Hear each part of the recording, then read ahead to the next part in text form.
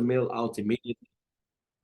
And then I want to believe that our apologies are accepted. Okay, so, and then for those of you asking for the videos that I played about the Indian parenting, the link I already put on the chat box. So if you scroll up, you find the link in there. Right, I want to believe that we're ready. It's not going to be a long session like I would normally do. I'm just going to share a few things with you, based on my findings.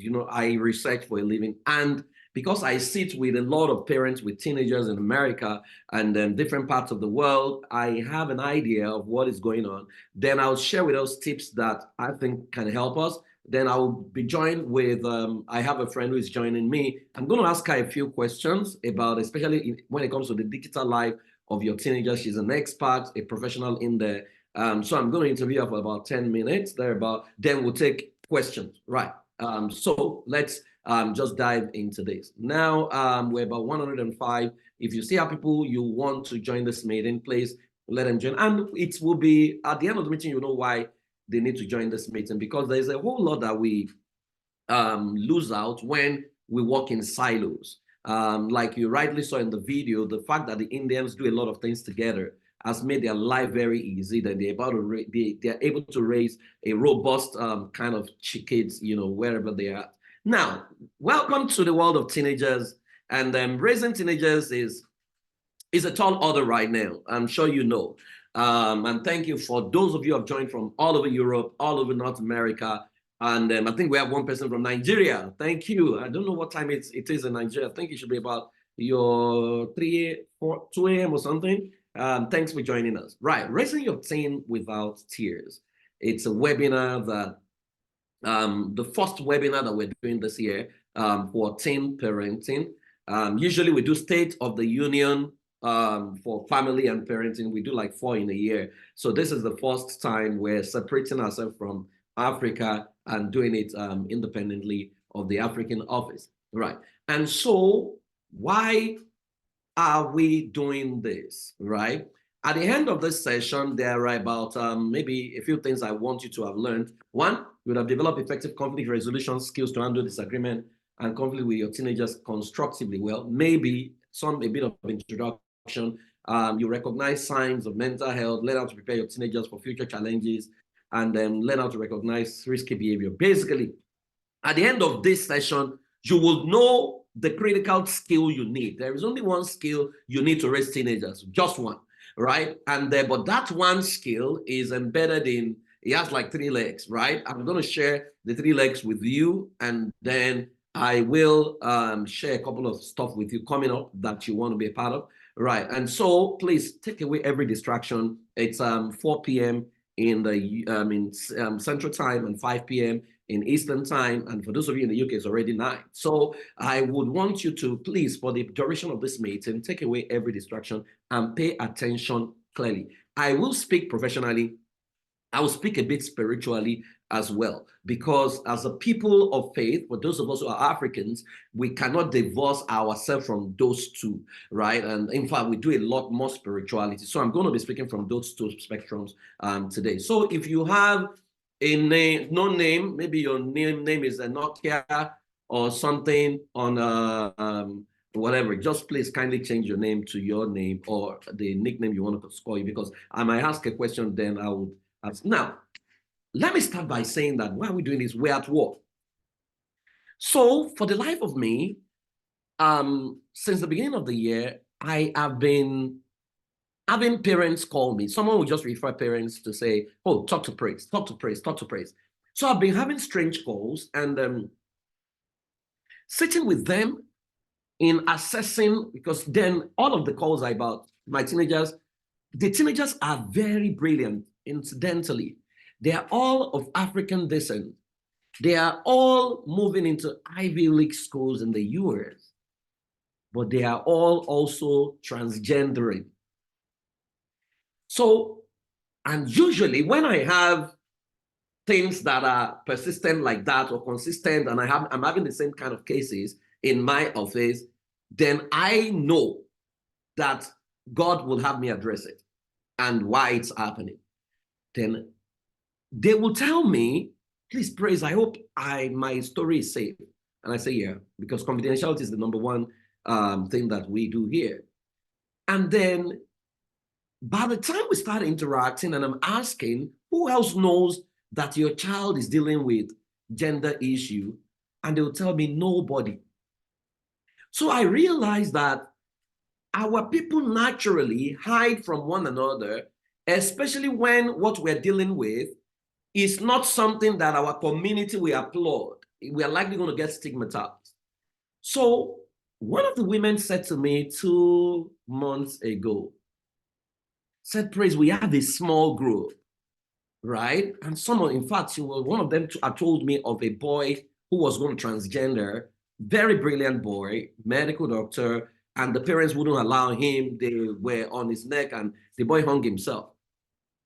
So I've had all kinds of stories and it gets me bothered. But by the time I start working with them and I'm running numbers on their own teen parenting dynamics, I am seeing a lot of gaps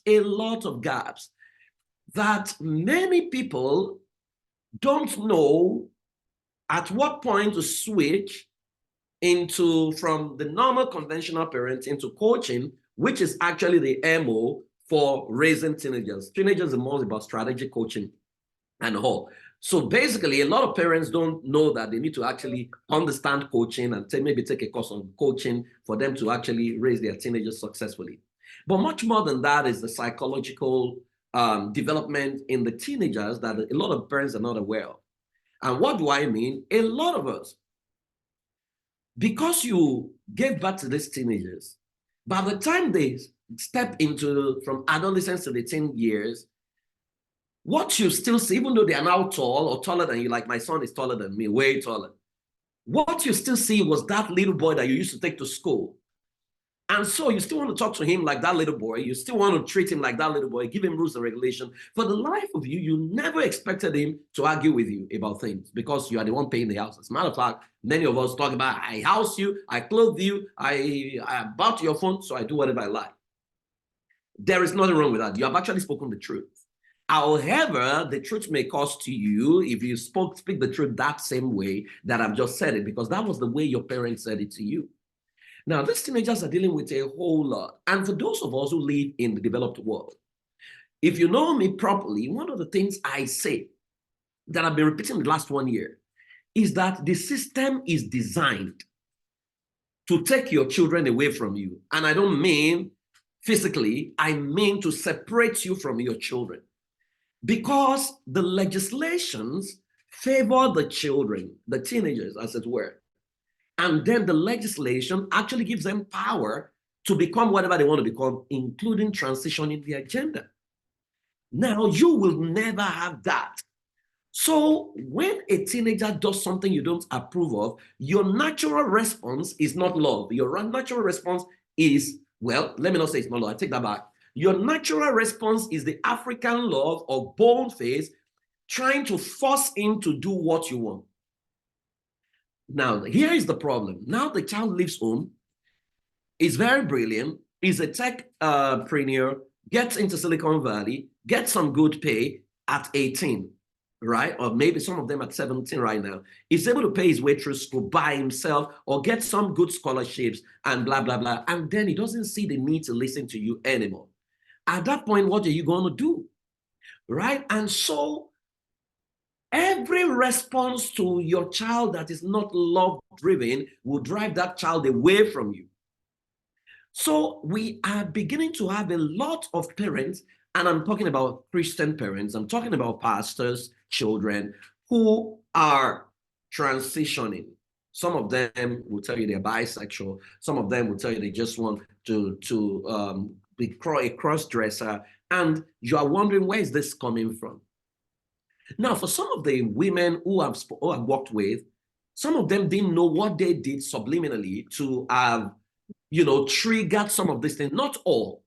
For example, part of what we're finding out that maybe will not be taught in conventional therapy is the fact that, for example, if a woman prefers a male child or prefers a female child, and then, one of the women actually told me that, from before the child was born, she wanted a female child as the firstborn. So everything was pink. She bought pink things. Then when she went for a scan and she realized I was a male, she was totally disappointed.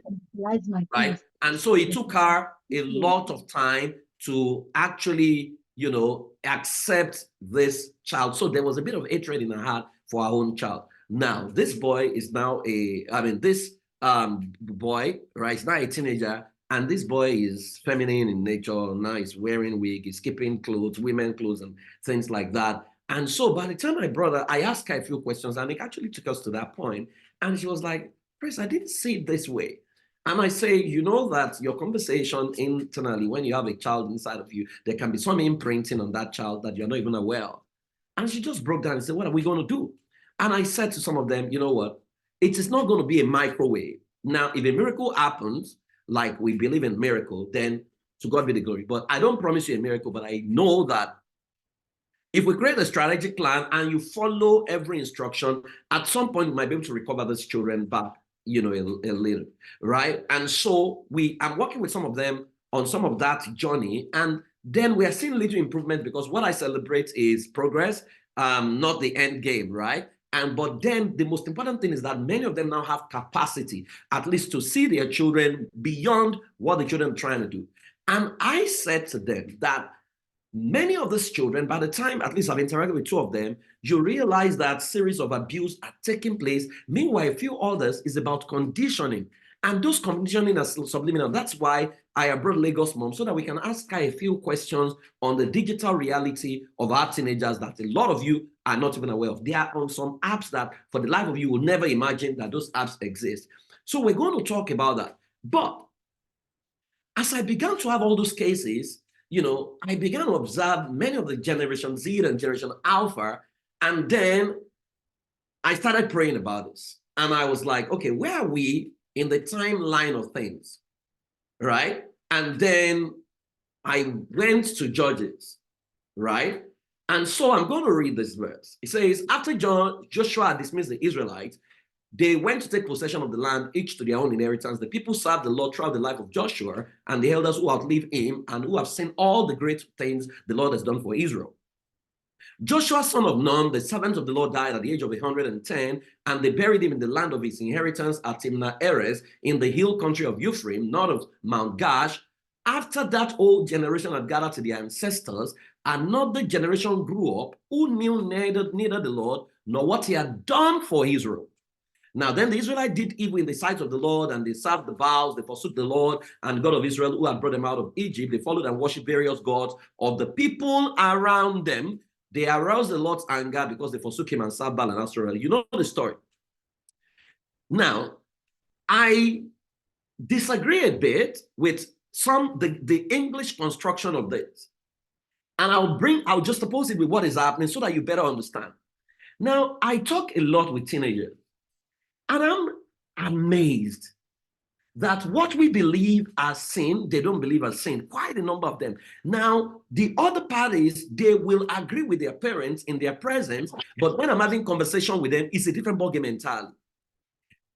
I don't know if you have observed the trends of content production on Facebook. Right? And I mean, of course, you know about Netflix. You know that Netflix has two senior vice presidents who are LGBT, and that's why you see that almost every Netflix movie has shades of that. But then Facebook is paying content producers and TikTok a lot of money, especially if you can shoot sexually explicit kind of thing. So you are seeing teenagers show up on social media, especially the girls, and all they're dancing with their breasts. And you're wondering, where are the mothers? But those teenagers are making a lot of money. So a lot of the mothers are quiet and things like that.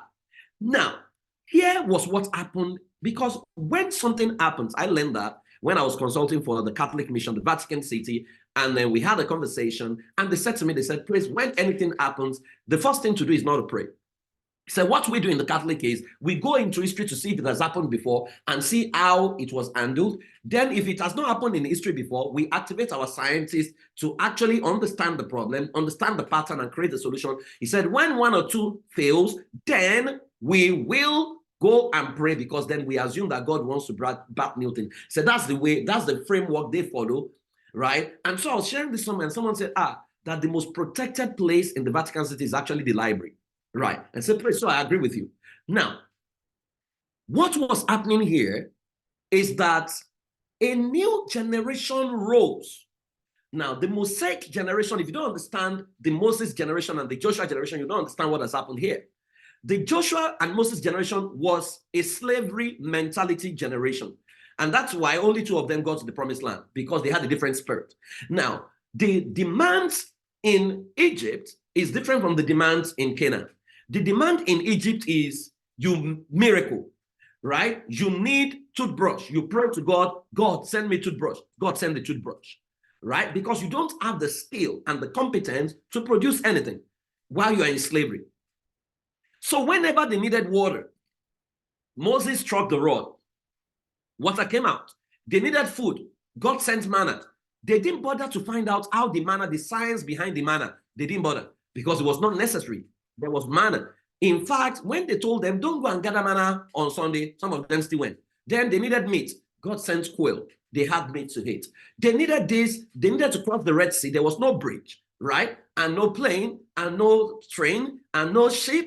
But then a miracle happened. Now, that continued with Joshua till they got to the promised land. Something happened when they got to the promised land that many of you are Christians may have missed. The Bible says that on the day they planted, they made their first planting in Canaan, that the manna ceased. Now, let me backtrack a little bit. Before then, Joshua had sent spies to go check Canaan. Now, I didn't understand why those guys would say that they were like grasshoppers for a long time until I was speaking to Dr. Sam Adeyemi, about 2 years ago, or no, last year. And it was like, Praise, have you studied Canaan? I said no. So I went back. I realized that Canaan was one of the most sophisticated economy way back, right? That it was actually one of the best cities with the first set of high rises in the world. So it's like these guys were coming from the wilderness, and then they found themselves in Manhattan.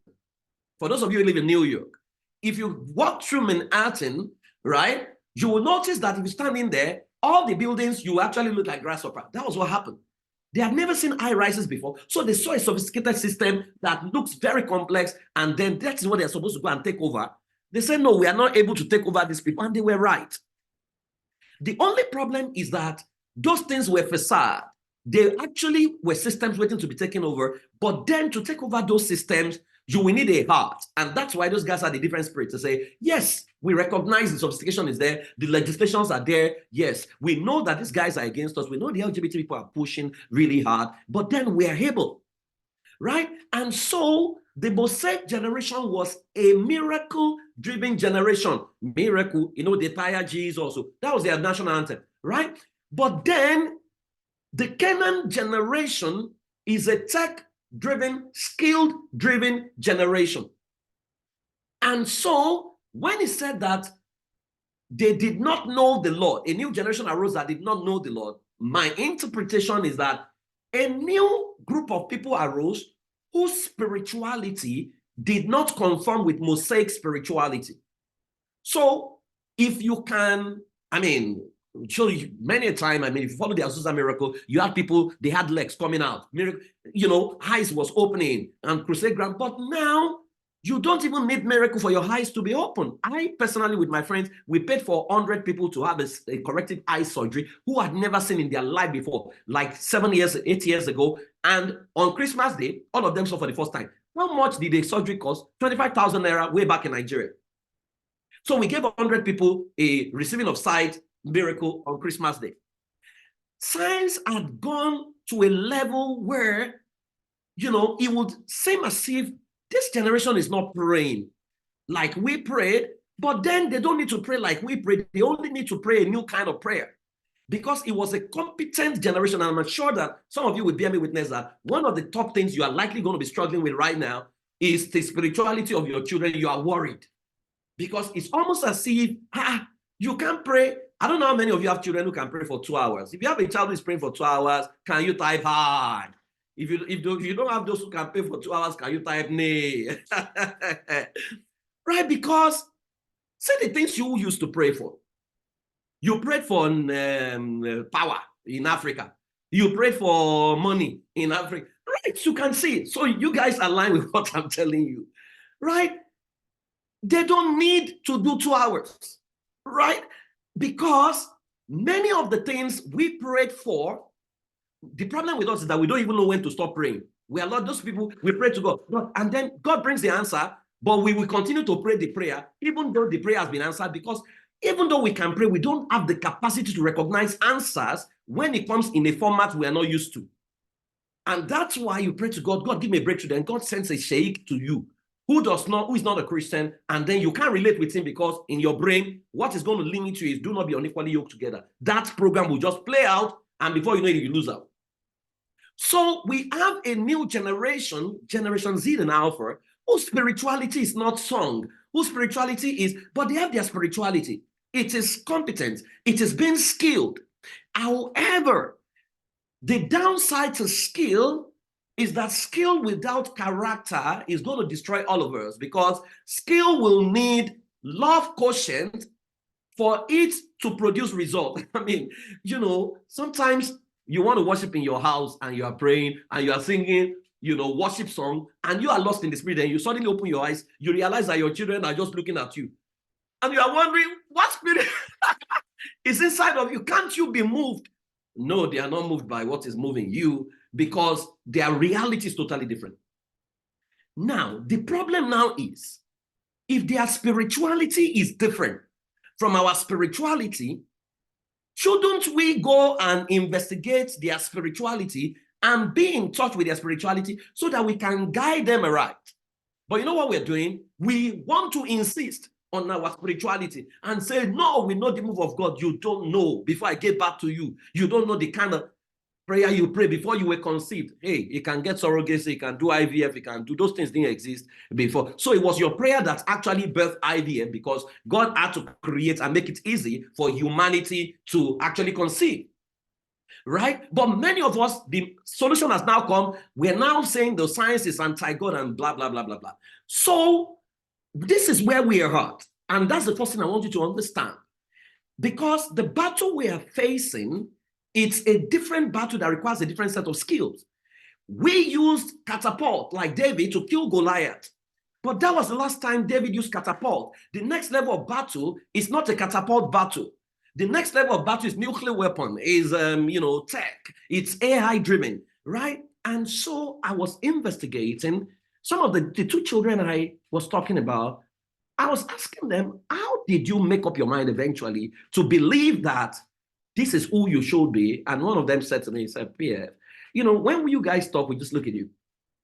He said, do you use ChatGPT? That was the question he asked me. I said, I use ChatGPT. He said, OpenAI, do you know the person that created OpenAI? I said, yes, I know the guy that created OpenAI. And the boy asked me, he said, what is his sexuality? I went quiet. I know where he's going, right? He said, that's my mentor. I said, really? Yeah. He said, doesn't mean God doesn't love him. I had to think twice, because I couldn't believe a 17-year-old was that versed. I'm looking at the things he has read online about this movement and how he could see the benefits, how he could see the positioning. And I just went quiet, and I realized that, well, it would seem as if the parents have lost the battle, but they have not lost the war. Because you can lose the battle, but you must not lose the war. So I had to re-strategize and then started engaging him from there. Now, one of them is coming around gradually, because I realized that one of the things I realized is that when everything in therapy fails, if you deploy love, then you realize that, love never fails. It will take time, but love wins all the time.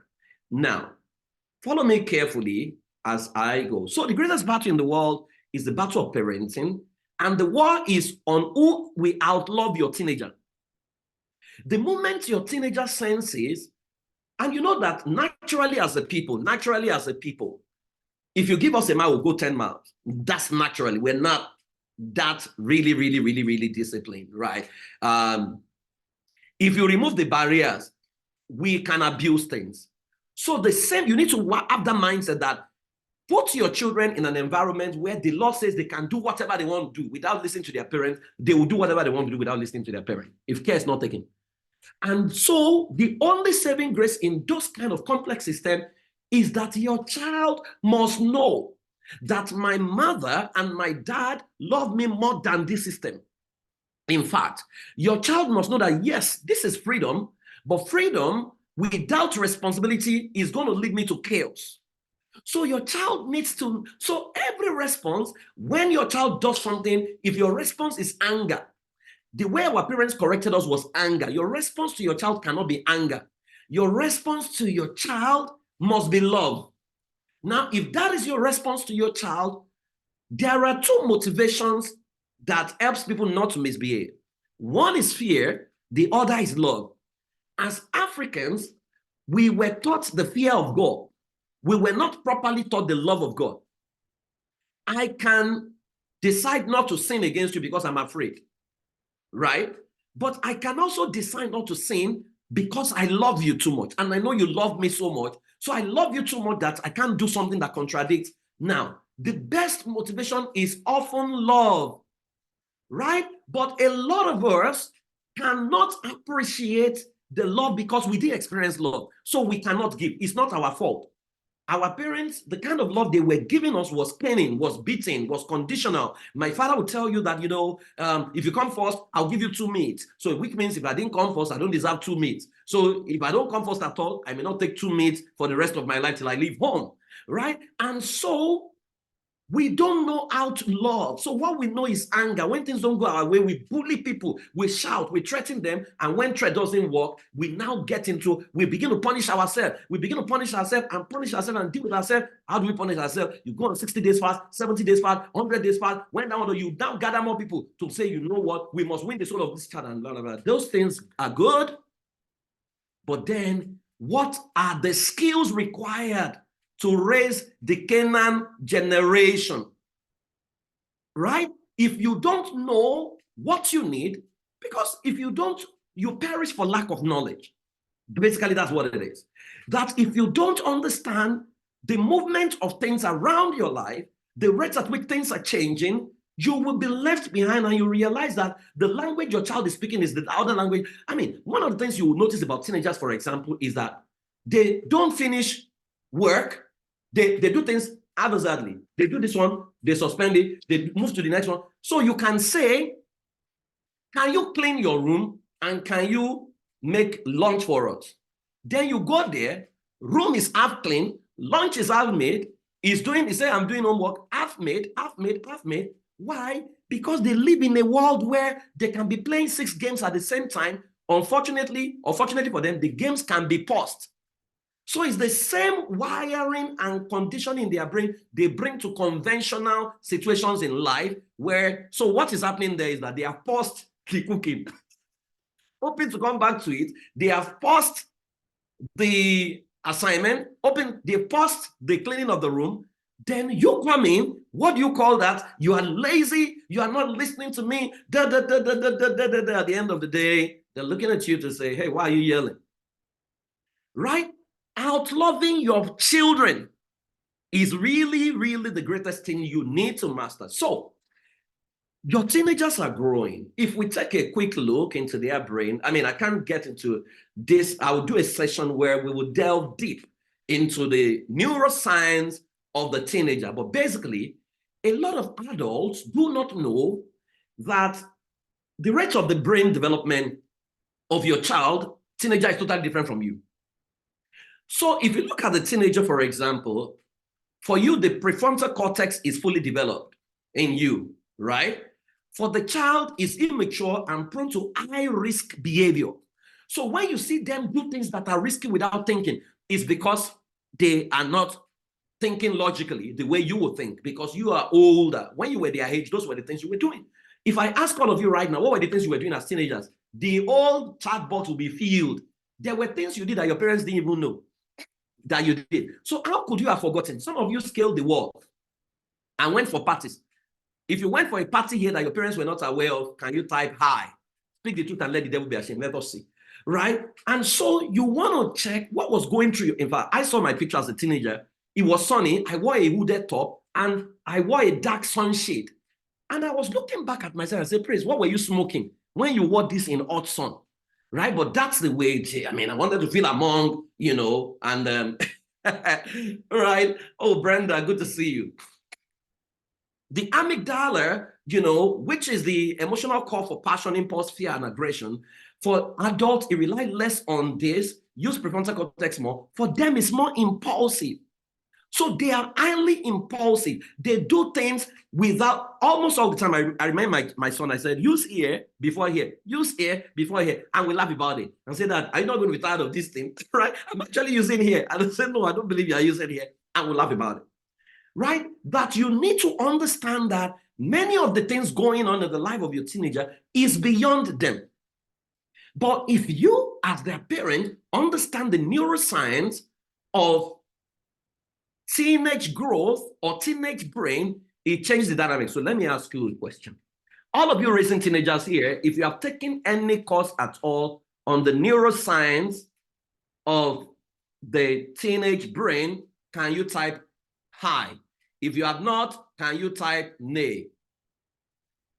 Let's see. Okay, nay, hi, I. Okay, fantastic. I mean, I'm impressed that we have a few of us who have done something, okay, but the nays are, somebody say he attended a wakekeeping, and the parents didn't know about me. I will leave campus and go to Lagos and nobody will know, right? So basically, that shows you the first gap. So if you are consistently arguing with your teenagers, please, you need to at least understand what is going on in their brain, all right? So let me skip this. So what is the war? I'll talk about 5 of them. 1, there is the digital distraction and social media influence going on. It's a war, right? And, when the Chinese government banned Facebook and many of the American social media platforms in China, you know what their excuse was? They said that they believe that America is using those things to spy and to steal information. And America said, no, we are not doing that. But guess what? Now America is trying to clamp down on TikTok because China created that, right? And they say, but you said you are not spying anything, right? So this thing is much more, and that's why I'm glad that Lagos Mom is here. When we begin to talk about solution, I'll bring her up and I'll ask her a few questions, right? That excessive screen time has been linked to issues such as reduced attention span, sleep disturbances. If you are a parent here and your child takes their device to their room, your teenager takes a device to the room, then you can bet that they're not sleeping enough as they should sleep. Because their friends are, some of them are friends in Africa. So when they're supposed to be sleeping, when those ones are waking up, they want to quickly have some meetings. Some of them are friends because they're digital natives, right? And so the right time to have this conversation is before they even hit teenage years. Because I say to my son, you don't have a phone. We gave you a phone on trust. And so if it's our phone, we're the ones funding it, then you need to drop this phone. I'm telling them, not because we want to kill your phone, because all of us are actually going to drop our phone at this so time so that we can sleep properly. He understood it. And so it was a joint decision, right? My daughter, on the other hand, who is also a teenager, is the one that tries to, because, you get a phone at a certain age in my family, it's a law. But then my son made a case for his sister and said, Dad, can we give her a year earlier? And then, okay, so we needed to do that preparation and blah, blah, blah. So she would want to overshoot the time. And then one day, myself and my wife, we sat down and said, you know what? You are consistently violating this law. So we're going to withdraw this privilege, right? Until we realize that you can handle it. So excessive screen time, sleep disturbance, and social isolation. So they are coming for a family function and everybody's coming with their phones. They know me. Some of the teenagers in my family, they don't like me naturally. So they always pray, because we have a large family in Canada. They will pray that whenever I want to do birthday, God, don't let Uncle Praise come from America. You know what I do? When it's time for birthday parties, as they are coming in, I have a basket, submit your phones. You know why I'm saying they should submit their phone? Because they can be in the party without being in the party. They are in the party, but they are elsewhere. So they don't, social interaction skills that we develop, many of them are not developing the social interaction skills. And that is why, you see, if you think there is divorce, right? The generation of our children are more afraid because they don't even know how to strike friendship. They don't know many of the things we learned by instinct and by the fact that our parents, they are not learning. So if you don't even know how to connect with people physically, then how are you going to sustain a marriage? right? And so you need to understand that there is social isolation, even among all of you. When was the last time that your best friend was having a birthday party and you actually traveled to go and be with them? Right? So you see what has happened to us? It feels better to just put on social media and say happy birthday and type a beautiful message, and that's the end. Some of us even forget now. Right? And so, but when we were younger, we kept a diary that you write everybody's date, and that diary, because you were updating it every day, you dare not forget anybody's date. Right? And so, doctor, please keep those questions. We'll answer them, later, so that I don't start answering questions. Right. Now, the thing is, if your job as a coach in your teenage year, your child's teenage years, is once you plug them into a routine and ritual, which what you are working on is you want that routine and ritual to become the habit. Once it becomes the habit, you can let them go anywhere. For example, for me, when I left home, no matter where I was, I woke up at 4 a.m. You know why? My father woke you up at 4 a.m. So even when, against my wish, I was still waking up. Why? Because it's become a part of me. I read because my father forced you to read, right? And so when parents say, oh, our children, they are not reading blah, blah, blah books, I say, well, depends on how you are raising them. So many of them are dealing with cyberbullying, comparison, and the temptation to conform to new norms and behavior for acceptance and validation. I was talking to a 22-year-old girl today, and she had called me because I'm monitoring her. I mean, she's a 22-year-old girl who are all her teenage years. I mean, she said to me when I started mentoring her, she said, Praise, I never lived a year without having sex, and I always slept with married men, right? And from her teenage years, she's always done that. And so she's still struggling, but she's growing gradually, but she's still struggling, right? And then we kept talking, and she said to me, Praise, in our world, right, those things, he said there are people, she called them fuckable friends. Pardon the use of my words, but we're adults here. He said, I have a set of fuckable friends. So I said, what does that mean? He said, there are friends that we're friends, we're not, but we can benefit ourselves. There is no, said it's casual sex. He said, then I have the ones I really like and I love and blah, blah, blah, blah. He said, but Praise, I've tried this year. He said, because I joined a new movement and then I fasted, and so he said, but I've tried from January to now, I've only kissed one person. She was saying it, and I was looking at, but then one of the things I found out was that when we talked initially, that she saw a whole lot on social media that gave her a new worldview to feel that behavior was normal. So you realize that the most powerful system is the one that unconsciously disciples you without knowing you have been discipled. It's called stealth system, subliminal, right? It's subliminal. You don't even know that it's a big deal, but gradually is turning you around and you are not aware. So digital distraction and social media influence is something. So if you are a parent here raising a teenager and you are not up to date with their digital world, I mean, Lagos Mom talks about, the fact that their digital footprint, everything you're doing online, you think you are deleting, you're not deleting, it's going to a portal. They can bring it up all the time. In fact, there was a boy in Canada who was dealing with, no, not in Canada, I think it was in Ireland. He was dealing with pornography, right? And so I was talking to him about digital footprint. And I said to him, are you aware that you're a black boy for starters? Data already shows that if there is any crime around a vicinity, if there are whites, if there are blacks, they will first pick the black boys. I said, so let's assume that there's a rape where you live, and then they can't find the rapist. Are you aware that if they check your digital footprint and they realize that you are perpetually on porn can be linked to rape? Are you aware that you can be accused falsely and you can actually go to jail without even knowing? As in, a whole lot can happen, and you will be shocked because they will have evidence say this guy, for him to be perpetually to be hooked on porn. That was when sanity returned to his brain. And he said to me, he said, Uncle P, what can I do? I need to stop this now. I didn't know this. Because the same way we were, when we were teenagers, we thought we were smarter than our parents. So if you say, don't date that boy, you had a way to hide everything, is exactly what is repeating itself. But now it's now repeating itself at an intense level, right? We will talk about how to handle that. I mean, using phone for schoolwork is a different ballgame entirely. Number two, moral and ethical ambiguity is the second one we are faced with. Today's society is marked by a wide range of beliefs and values leading to moral and ethical ambiguity. Post-truth is now the new truth. Loud and bold is the new right. And so absolute moral standards are now questioned. So it's more about my truth. So the subject of sexuality has taken a different coloration. Things about honesty, integrity, fluidity, and subjective interpretation of right and wrong. So they say, what is wrong in what I'm wearing? Everybody can say what is wrong with what you're wearing except you, right? My mom is not complaining, and truly, some mothers are not complaining, right? And so if the mother is not complaining, some mothers can even come and fight you.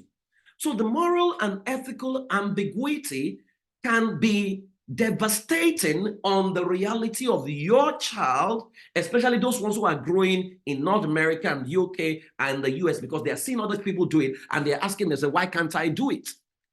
Right?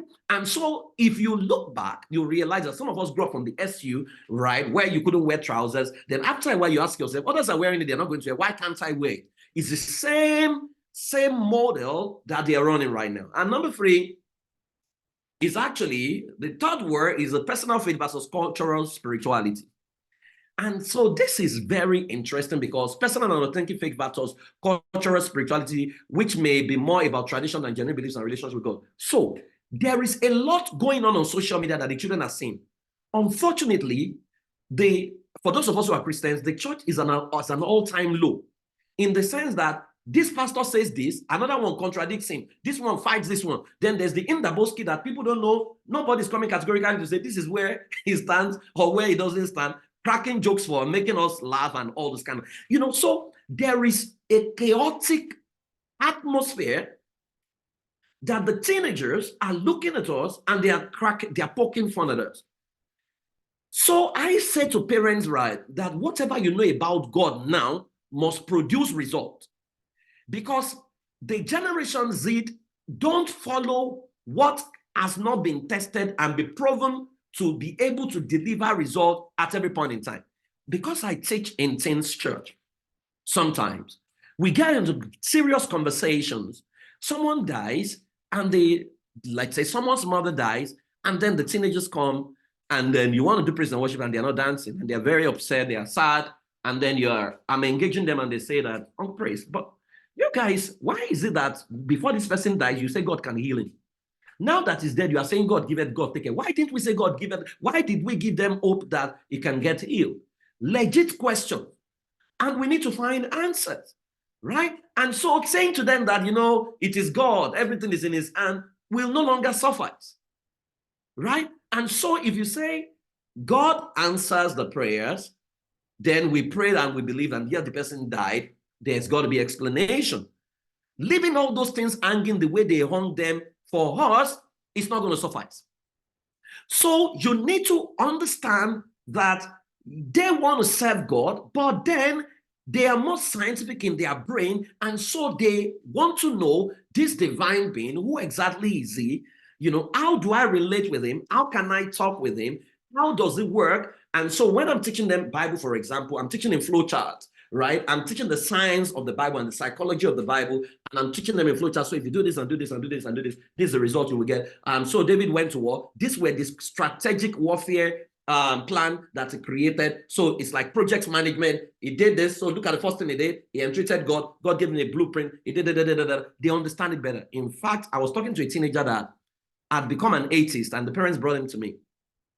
And then the boy said to me that why he hated Christianity was because his parents went to sow his school fees, and then they were embarrassing him at school, that they didn't allow him write exams and blah, blah. He was in a private school in Nigeria. And so I asked the parents, why did you sow it? The father said they have a seed and they sowed the seed and blah, blah, blah, blah, blah. And the boy said there's no God. And, so I realized he was studying computer science. Then I started talking to him using computer terminology.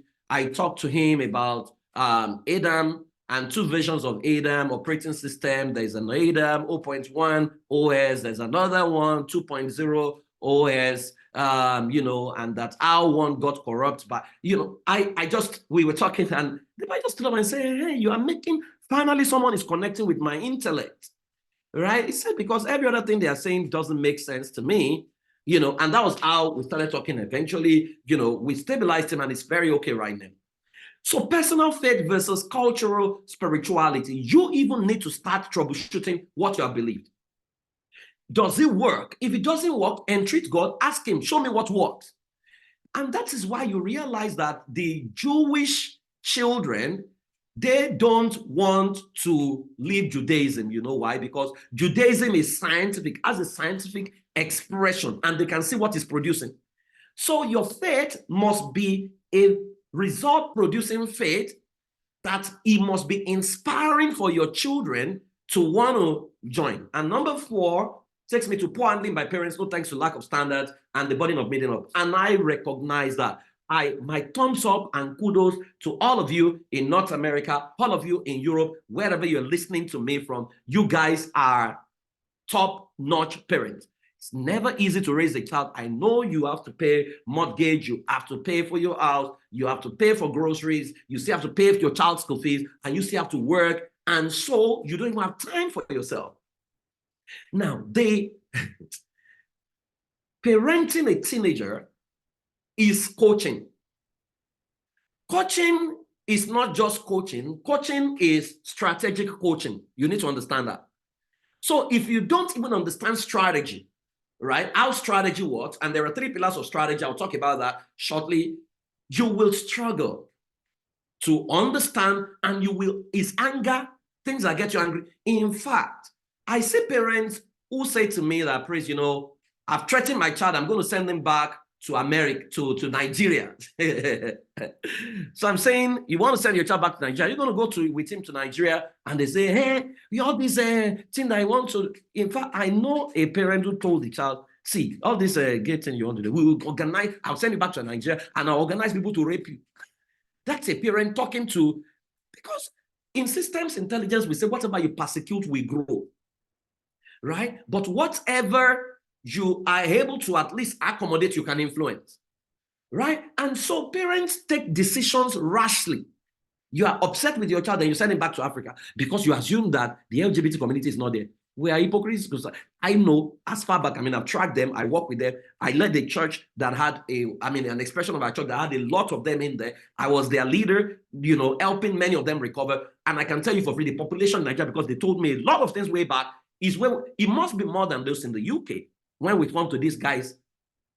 So you need to be retooling your skills on coaching and strategy. So when you see something that is wrong and you don't like, don't react immediately. Observe, study it, look at the why, which is why takes you to the root cause or why that is happening. How you check the pattern. Once you understand the pattern and you understand the root cause, you can create an intervention that can solve that problem. But the intervention must be subliminal. It cannot be rules and regulations. This house, you sit down, you think, no. Because the same way they are conditioning your children is the same way you must run a program that must recondition the child back to what you want. Number 5, mental health awareness. It's a major battle. Now, I'm interacting with a lot of teenagers right now, and I'm finding another fear that exists in them that I found very strange. It's new to me, and that is the fear of growing up. So I'm meeting a pocket of teenagers who say, I have this fear of growing up. So the academic starts to drop. And so why is your academics dropping? I don't want to grow up because I'm wondering if I grow up now, I'll be paying bills. I'm seeing the way my parents are struggling. Can I remain at this age and remain in this and not go? And I'm like, right? But that is real in their world. So there's a growing awareness of mental health issues affecting children and teens, including anxiety. Now, if your child is suffering from anxiety, there's a coaching script that you can run and your child will be fine. So it's not, bring out the Bible. This is what the Bible says. Or you pray for the child, pray and do all those things. But then there are questions you need to ask, because any solution in a teenager that is not self-generated will not be self-sustained. If it is not self-generated, it can't be self-sustained. That's why your format must be conversational. It must be conversational. It's not commanding. You are not running a barracks. It's got to be conversational. So what do you feel? When was the first time you noticed this? How does this make you feel? What are you not able to do because of this? What do you believe about this? Okay, so is this belief supported? As in, there's a coaching script you need to follow. Many parents are confused about what to do. So if you have a child that is in the autism spectrum, please reach me privately. You know, I have a mentee in America here who has raised a child who was in that spectrum, who's been in that spectrum, and the child is actually a genius, you know, got some scholarships, you know, so she can share notes with you. Because then a lot of us in our community, when your child is diagnosed of autism, you begin to say, oh, my dead body, oh, faith, you know, and some people will tell you they can reverse it. It's not my portion. And so it becomes too late. We don't do the things we should have done early enough that could have still made the child grow normally and become very exceptional, right? And so a whole lot of us need to understand that help is available. So if you have a child in that area, please, and a teenager in that area, please let us know so that we can refer you to the right people. A great number of our kids are getting into the trans world, especially in the top school. That was where I started from. A lot of them, and they are very brilliant children. I don't know what is it between them and marriage that they don't want to reproduce and all those kind of, that they think that the other one is what they want to do. But the cases are becoming, it's getting closer, it's becoming familiar. Parents are now forming, you know, support groups where, because, I mean, they can't say these things out. And a lot of people are going through crisis. Now, let me say to you that your teenagers are transitioning, right? Let's hope that they are not transgendering. They are transitioning, because teenage years is actually the transition between childhood and adulthood. And so the kind of adults that will emerge will be largely dependent on your work in their childhood years and your understanding or your strategy in their teenage years. So if you don't understand strategy, I am going to share with you a simple framework that you can, okay, please, I won't be able to see this after now. Mary Jane, you can put your email address in there then so that we can reach out to this person. Okay, so let's take a simple teen parenting congruence assessment. So look at the instruction.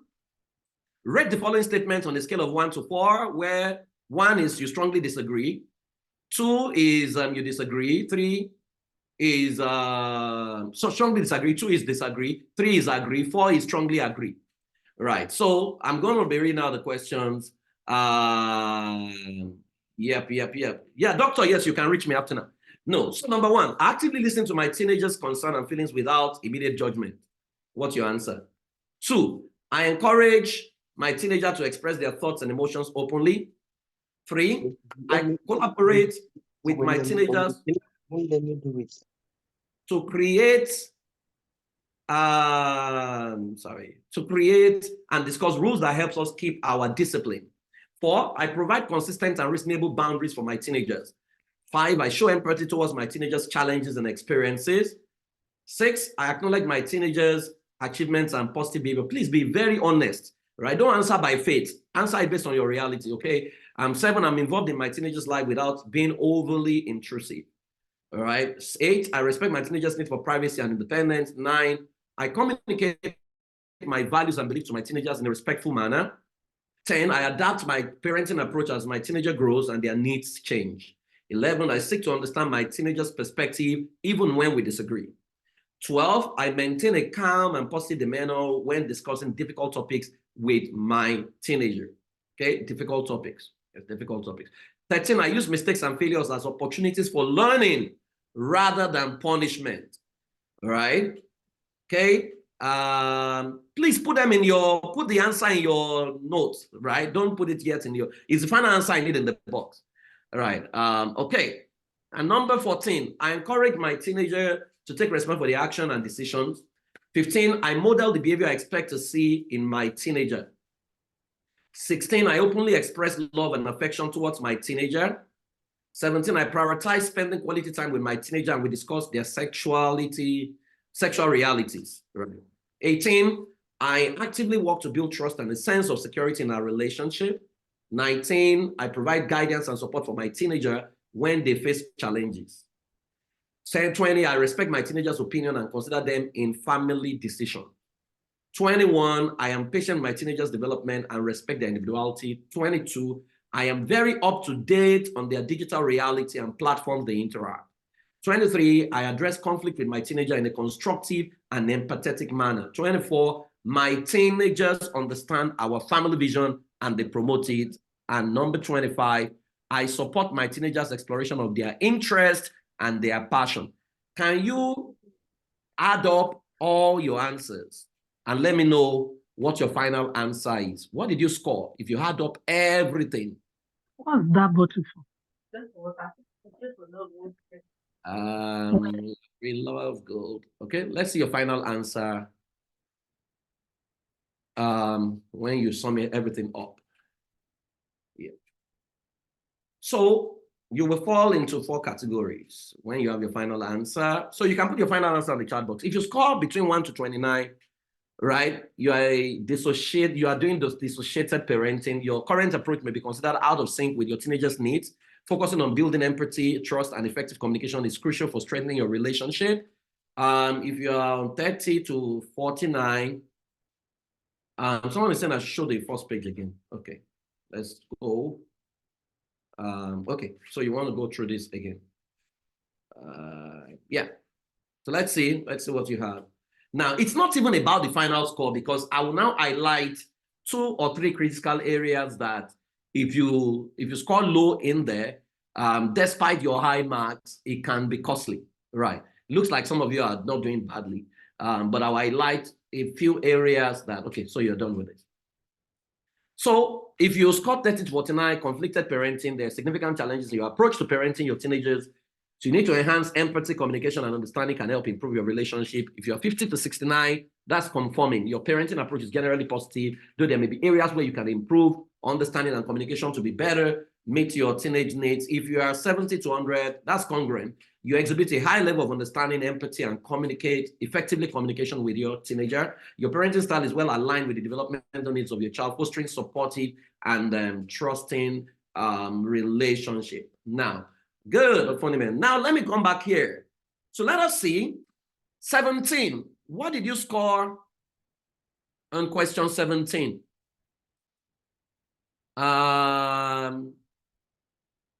Can I share the second page? This second page. 17, what did you score?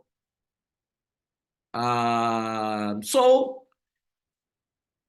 if you scored low, let's say in 17, you strongly disagree, or you don't agree, or you didn't score 4 or 3 here, right? It means that you have left a major gap in there. And I don't mean now you're a teenager, don't allow anybody touch you, don't allow anybody talk to you. That's not what I'm talking about, right? Yeah, because that's not the thought. Number 22, I am very up to date on their digital reality and the platforms they interact. If you don't score 3 and 4 there, alarm bells, because you need to worry what, Yeti, you're coming next, right? Then number 24, my teens understand our family vision and promote it. If you don't have a clear, and I'm not saying you have it in your head, if I ask your teenagers right now, what's your family vision? They can tell me word for word. Then, so those are 3 key areas, despite whatever you have scored, those 3 key areas are very, very key. Now, let me ask you, what do you think your greatest teen parenting challenge is? From everything I've shared so far, from what you're presently dealing with, what do you think your greatest teen parenting challenging is? Lagos Mom, where are you? I need to quickly ask you a few questions.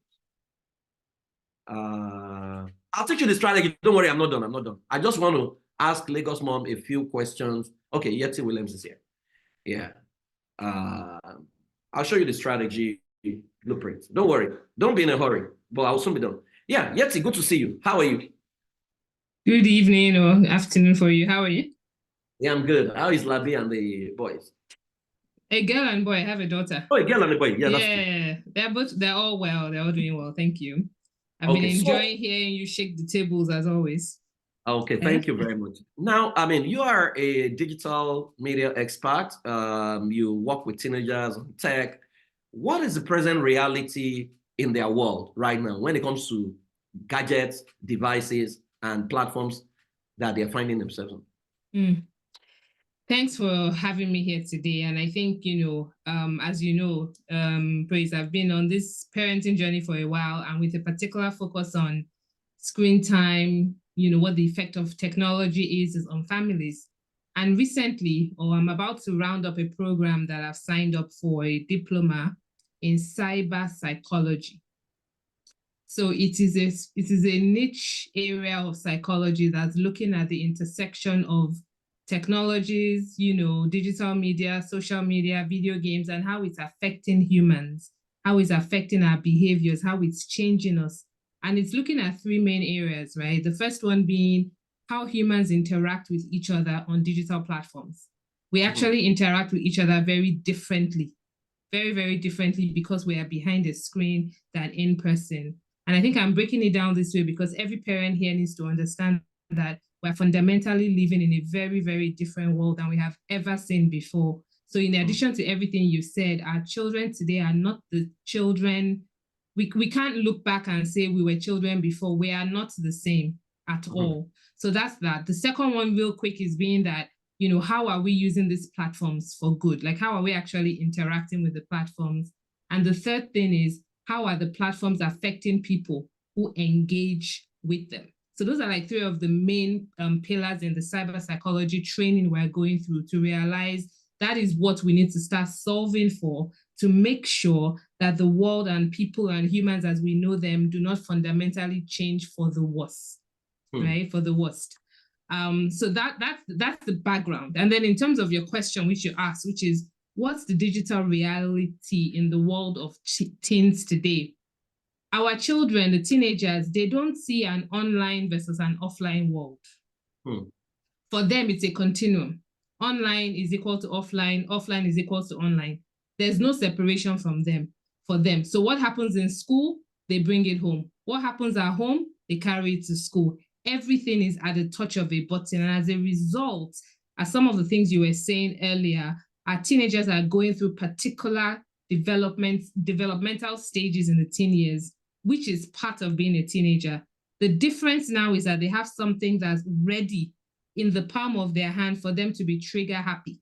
So whatever they are going through, they're immediately using the device in their hand to react. So a lot of them are not pausing to think about what they are doing before they take the action. So that is the digital reality of our children. To summarize, there's no difference for them online versus offline. We are the ones that still see a separation. For them, is all one and the same. And if things are not in the right place from a mental perspective, physical perspective, life perspective, they are going to bleed. It's like bleeding. They're going to bleed online as well. And that's why we're seeing some of the maladaptive uses of screen time. So what you're saying here today is that we are raising a generation that is more impulsive than rational in their thinking. Is that what you're saying? They are. And the difference now is there's no filter anymore. When we were younger and we didn't have screens, no matter how stupid you wanted to be, you had to plan it. You had to think about it, Abi. You had to have the enabling environment to have those things happen. Whether it was to go to a party that you didn't want your parents to know, you will plan it. How will you get there? Who will take you? How will you get home? How will you not be found? How will you leave the front door? How will you open the front door without them hearing? Abi, now, there's not a lot of that happening anymore. The impulse is happening right the moment the child feels it, the child is sharing that or taking action based on that. Now, this is scary, Lagos mom. Then the challenge I'm having is, how disconnected do you think parents are from their digital reality? Because a lot of parents, all they know, once you go beyond Facebook, Instagram, maybe they manage to know Snapchat and TikTok, and maybe LinkedIn. They don't know any other thing. How disconnected are we? Are there new things evolving that they need to be aware of? There are two things there. One is that parents today are very, very disconnected because parents today are digital aliens, right? They are the ones learning how to use all these devices, tools, platforms. So they are the aliens that are learning. They're the ones migrating into a digital world. Whereas the children today are digital natives, meaning they don't know a world before digital. So when you're talking about, hey, In my days, I used to go to the library and have to go through books on the shelf before I found my textbook. You know, they'll say, hey, yeah, how did you pass? For them, they can't fathom it. So when we use those examples, it even helps the children see the disconnect even more. I want to share something with you quickly. You know, I run quite a few online safety classes for children, and I like working with children between the ages of 8 to 12 before they become heavy users of social media. That's the best time to put a lot of this foundation in place. So in one of the classes we had last year, we're talking about cyberbullying and talking about what happens, you know, what is cyberbullying, you know, how do they feel when they're cyberbullied, and what they can do, who they can report to if they're cyberbullied. And a lot of them said, you know what, even now that you've explained it, oh, Mrs. Williams, I realized I actually was being cyberbullied. But you know what, even now that I know, I won't tell my teachers and I won't tell my parents. And I said, why? Do you know what they said, Praise? They said, because we don't believe our parents or our teachers will have any clue what cyberbullying is, or they won't have any clue on how to help us. So the people I go to are my friends. How dangerous is that if a child is going through something that big in their lives and the people they are trusting are their friends? So the disconnect is huge. Our parents don't, it's not even about knowing the social media platforms. It's about knowing the culture of each platform and understanding why your child is on that platform. That is the key. Wow. So, what do you think parents need to be doing right now? Because I mean, this is it can be very scary because I know the children are not safe. And I know that every of those platforms has its own agenda. We think we are just using a platform to amplify something. Meanwhile, you remember when you and I, was it you that, yeah, it was you that talked about Black Mirror on Netflix, yes. And we saw Black Mirror, and it was crazy how a child can be radicalized who never had gay inclination, can be radicalized just by playing a game, right? Absolutely. And so what do parents need to begin to do right away, at least to keep their children safe? So I like what you said, because I had a note here to refer to something called algorithmic radicalization. We all know what an algorithm is, or let me explain it for those who might not know what an algorithm is. So the way social media works is that it uses an algorithm to continue to push certain kind of content to you based on what it believes you like. So if, for example, Praise, today you decided you are thinking about getting a cat, and you go and look up cat online, from social media, from Google, from everywhere, you start seeing cats everywhere. It's the algorithms giving you more of the content that you have picked up, and it's trying to be very effective. And it's saying, oh, I see that this follower at Praise Fowowe, for example, seems to like cats. So I'm going to start pushing more content about cats to this user.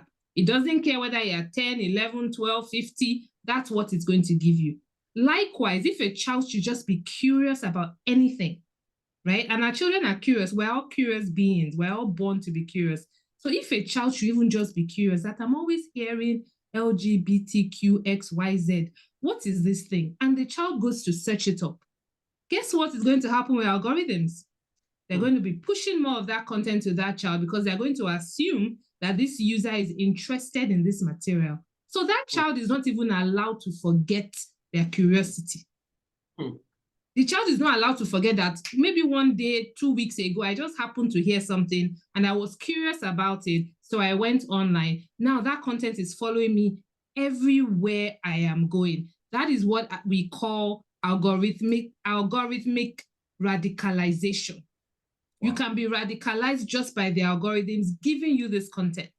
So when you realize that, I never say this with for parents to feel overwhelmed, because get what? You cannot parent from a place of fear. So if you are fearful and you are like, yeah, Mogbe, what tends to happen? You go and stick your hand in the sand and say, my children cannot be online, which is also futile because your teenagers are going to get online. I dare say it is better for you to introduce them little by little. So what can you do? Where do you start? Start by being educated. Start by understanding what your children are already doing online. If they're teenagers, it's likely they're already on some social media platforms. Without judgment, this is where parenting styles come in. Without judgment, take time to understand what platforms they hang out on. And why? What do you like about this platform? Oh, really? What do you like about that one? This Snapchat, they said there's always one filter. Come and show me what is on there. That is not the minute, that's not the time to start lecturing. You just want to get a sense of understanding where they are. Their mom and dad, since you are the one that bought them the phone, you are the one that gave them the internet, you have to then go and make sure you download those apps yourself, follow them, and then start conversation. That's the first thing I'll say is educate yourself. Don't say it's all bad, because there's a lot of good about it, which is one thing I would like us to get to at some point, is when we start realizing there's a lot of good on how we use social media. However, there's a quote I came across recently, and I think it's one of your favorite people, he's late now, Miles Monroe, about when purpose is not known, abuse is inevitable. Yes. Our children must understand the starting point of social media. Who created it? Why was it created? We need to understand where it started from. It was never created with children in mind. Never was it. It wasn't. So when we start from that perspective, but guess what? We're all on it. We all use it. Ask your children, did you know now that online safety bills are popping up in different countries? Why is that? Think about it. If it was all safe, why is it popping up now? Why are they trying to put all these rules that should have frankly been in place all along? Age verification is not difficult if they really wanted to do it, right? So why is it just now, suddenly, is now coming up? You want to get these same thinking children to be thinking and reasoning with you. My children know that if a platform is free, who is the product? They're like, yeah, we are. They know that. If a platform is free, who is the product? You, your behaviors, what you are liking, what you are watching, you are the product. So parents must just start with being educated, just the same way you were not born knowing how to drive a car, Abby, but we all went to learn how to drive a car. We got better. It is the same way. Okay. Someone is asking before you go, Lagos Mom, what age do you think kids should get on social media? The minimum, in my view, is 16. In my view. Now, that was the minimum I had been touting from a long time ago, until your brother, Mr. Williams, changed that. And I find that when mothers are saying, oh, these children will not get until later, usually it's the dads that will say, now, just let them have it. I might be wrong, but that's what I'm finding. That's what I'm finding. After you even now give them the devices, you will now leave all the monitoring to us. But anyway, I really do think if you can delay it for as long as possible till 16, that's the best case scenario. I know that's not always possible, but if a child knows that it is a privilege to get it earlier than 16, their behaviors will be slightly different than handing a child a phone at 9 years old. So that's my advice. Thank you very much, Yetunde. What's your final word for parents who are here so that I can allow you to go? Because I know it's past your bedtime. I mean, I know you're very, very strict with those things here. So something as simple as that. I have a voice on my phone that at 10 o'clock is going to say, it's time for bed, So little things. Let's realize that, you know what? It's not good or bad. It is good and bad. It is how you use it. Please, if you have teenagers on, how already using, phones and on social media, realize that it's not just about the fact that they are consuming this content. It's the type of content. It's the length of time they're spending on there. As a parent, you must be able to recognize mental health challenges, red flags, right? So if your child is getting off these devices and is moody, is behaving unhappy, you should figure out there's something going on there. A child who's getting addicted to online games, meaning they can't do anything else, they're always thinking about online games, there might be a problem. So you want to look for signs of excessive need to be online. They can't do anything without their phones, right? And then lastly, you want to create an enabling environment for your teenager. So one rule that we have in our house, my daughter is 16, my son is 14, no arguments. Every night, their phone is turned into a digital bed, not in their room. Because when your children take their phones into their room, they are going to look at it. Don't fight something. So my advice is sit back, have a family digital well-being plan. And if you don't know where to start, I'm sure you'll share my details with me. Please get in touch. Every family needs a digital well-being plan that you discuss together. Screen time is going to be how many hours a day, and you're going to put rules in place. Dinner is going to be screen-free, and that means mommy and daddy too. Okay, no hypocrisy, things like that. Take their phones from them when they go to bed at night and explain to them why. What I did with my children together, we agreed how many hours do you need to sleep every night? We calculated it. Okay, if you are waking up at 6 a.m., when must you go to bed? We calculated it. We discussed what blue light, the emission from phones, it affects your ability to go to bed. So therefore, you want to get off your phone about 30 minutes before bedtime. We're doing it. I'm not shouting. I'm not screaming. And we're able to communicate and agree on things like that. So increase communication, have a plan, put it in place. And then you want to make sure that you're constantly, educating yourself about what's going on out there. What are the trends? Because there's so many trends. We don't even have time to cover it. There's so many, there's a lot of culture as well on all the different platforms that you must be aware of. We're going to do that. Someone is asking, but what about our children who use their phones at school? What's your point of view? I personally think schools really shouldn't be encouraging phones in school. Honest, and there's a whole new wave now going around, at least here in the UK, about no phones in school, schools being banned. But even the schools that use it there, you need to ask them, what are they doing on their phones? Or are they blocking certain sites in school? You really need to try and understand what is the use of having a phone in class. In my children's school, for example, they can take it to school, but the phones must be dropped at the beginning of each class, and they can't pick it again till they're coming home. So they take it to school, but they're not using it in school. That's what I would advise on that. Thank you very much, Yetunde Williams. I'm really grateful. We will be back. We have a class coming up maybe in like 2 weeks. I mean, you have more time to interact with them and what resources they can use. Thank you very much. All right. Thank you for having me. Okay. So thank you. Let's clap for and let's appreciate it. Now, I'm just going to quickly finish this up so that we can take a few questions before we go. Now, thank you very much. Yesterday, as I really covered. So what is basically strategy? You need to understand, right? As a parent, there's no need to be afraid. Don't give your children devices without preparing them for life online.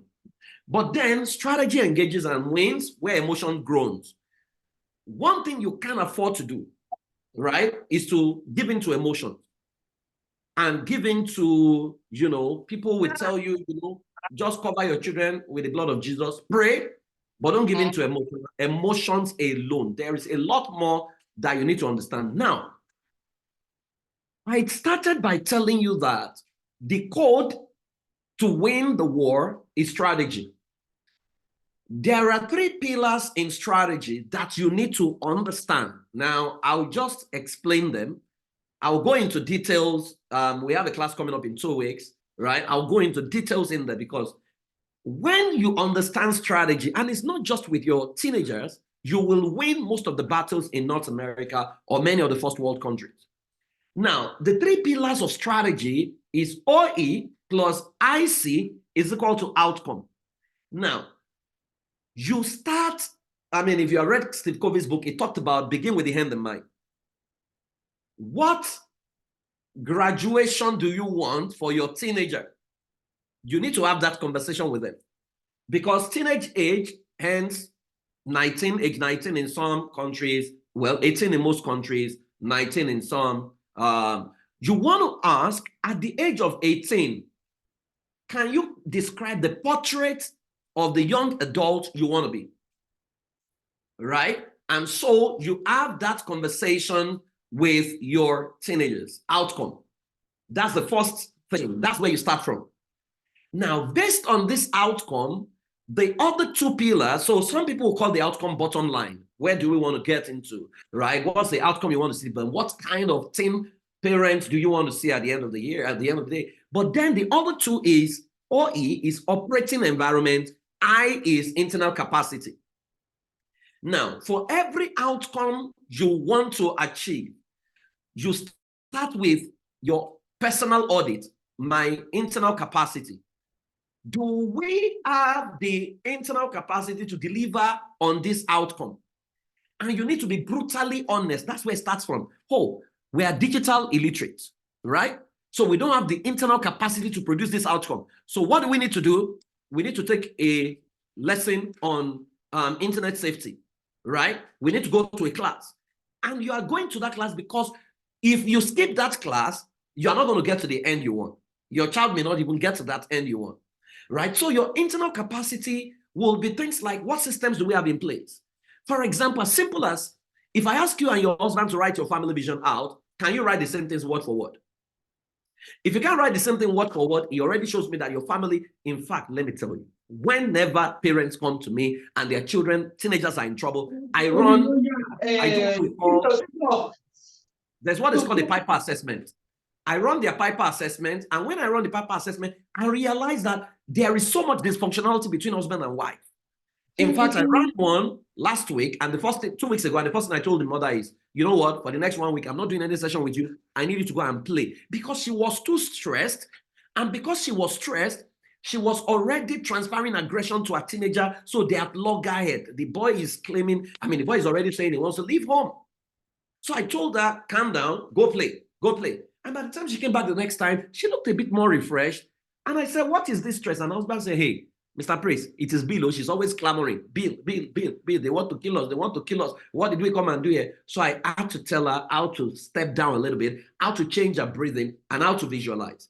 So internal capacity. Are you the kind of parents that you can actually engage? Because children have their own language. Can you engage in their communication? Do you have scripts to respond to whatever you're saying that is not in line with you? Do you have that calmness? Or you have trauma in you? That's internal capacity. Then operating environment is critical. You are not in Africa. Do you understand the agenda of the operating environment? Then do you understand what your children are hearing in the operating environment? Because they are finding themselves, some of them, especially those of you who just moved to North America, right? They are finding themselves in a school where they are the only blacks amidst whites, right? They are finding themselves with some Black American boys whose family values contradicts whatever they stand for. And they are offering them weed. They are offering them, I'm seeing, I don't know the province in Canada that passed the law that you can now smoke weed publicly, but then you must be 18. What are they saying? Yes, you are saying that less than 18 should not, but once you say less than 18 should not, you can be sure that 16-year-old and 15-year-old will begin to try it out. But then you now make weed aspirational for them. That's what you have done. So you need to understand the operating environment. What are the laws in here, right? And so does the law permit say that your child can actually go and start taking hormonal pills without your permission, without even discussing it? What is the implication? Right? Because when you understand the operating environment and the impact it's going to have on your child, you need to create a strategy to counter that. And that's why I always say that operating environment is not about the idea. About the ideal. You have the ideal, the way children should grow, they must grow in the godly way. No, it's about the current reality. What is the current reality? Because if you understand the current reality of the operating environment where you are raising your child, the culture, whether you are in Texas or Pennsylvania, what is the culture of the county you're living in? What's the culture of the state? What are the rules that govern the state? If you are in the UK, I don't know, maybe it's borough, or how do you guys say, you need to understand those things, right? The independent school district you belong to, what is the culture in there, right? And our creative response.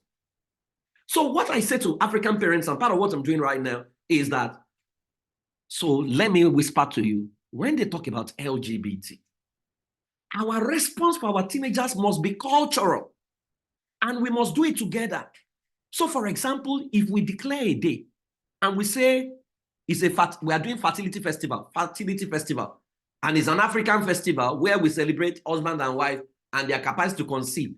If we make it big and we celebrate it like that strategy, we are subliminally sending a signal to our children that in our culture, it's man and woman. It's not the other way, right? And then they see everyone happy. That's what the Indians have done with Diwali. Our response to what we call madness in the first world country has got to be cultural. That's why Indians are cultural in their response. Jews are cultural in their response. I was doing strategy for a woman whose school was shut down.